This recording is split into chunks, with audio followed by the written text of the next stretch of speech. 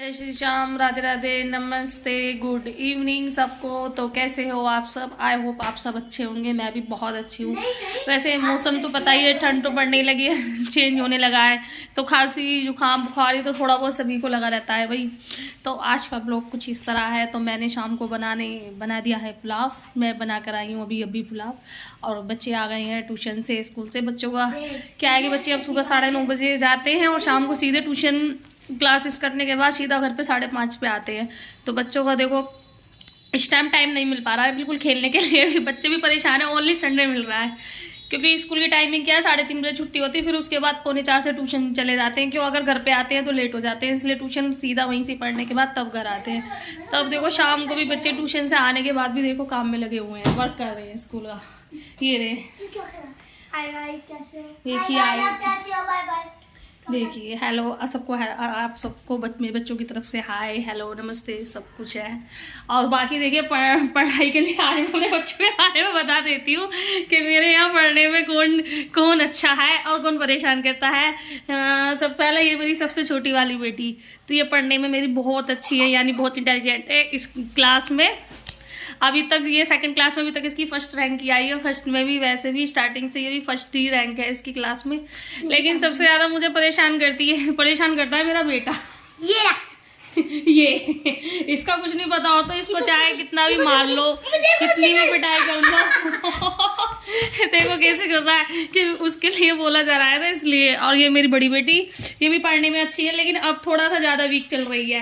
लेकिन इसकी भी रैंक क्लास में 2nd 3rd तो रही है, लेकिन अब इसने थोड़ा सा ज़्यादा वो कर दिया, इसलिए इसकी रैंक 5th नंबर पे आई है इस बार।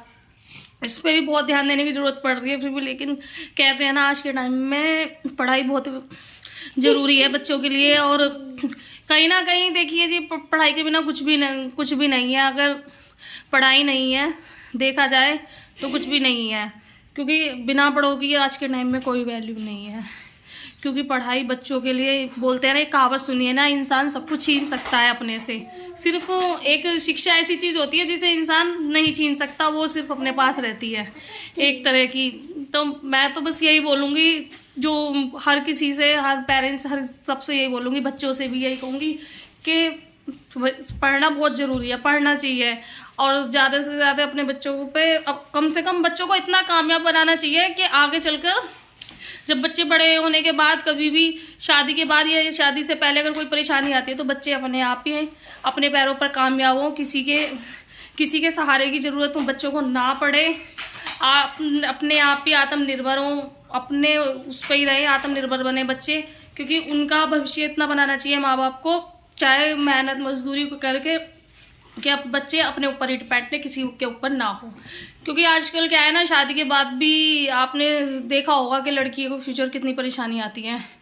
कहीं कहीं ऐसा होता है कि लड़कियों को कितनी परेशानी झेलनी पड़ती है, कि इतनी परेशानी होती है ससुराल में कि मायके में आके रहने पड़ता है। फिर उसके बाद मायके में भी असल में क्या होता है, ताने मिलते हैं।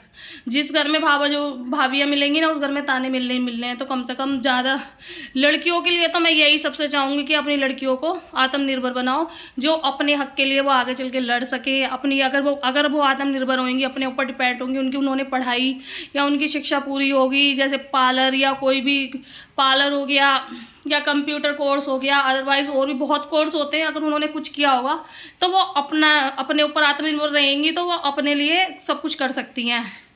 अगर यही है मैं बस इतना ही कहना चाहती हूँ, क्योंकि मुझको बोलना तो बहुत कुछ चाहती हूँ, लेकिन मुझसे पता नहीं कैमरे के आगे क्या हो जाता है, मुझसे बोला नहीं जाता है, फिर मैं इतना ही बोल पाती हूँ। तो मिलते हैं आपसे एक नए ब्लॉग के साथ, जब तक के लिए बाय बाय, जय श्री श्याम सबको।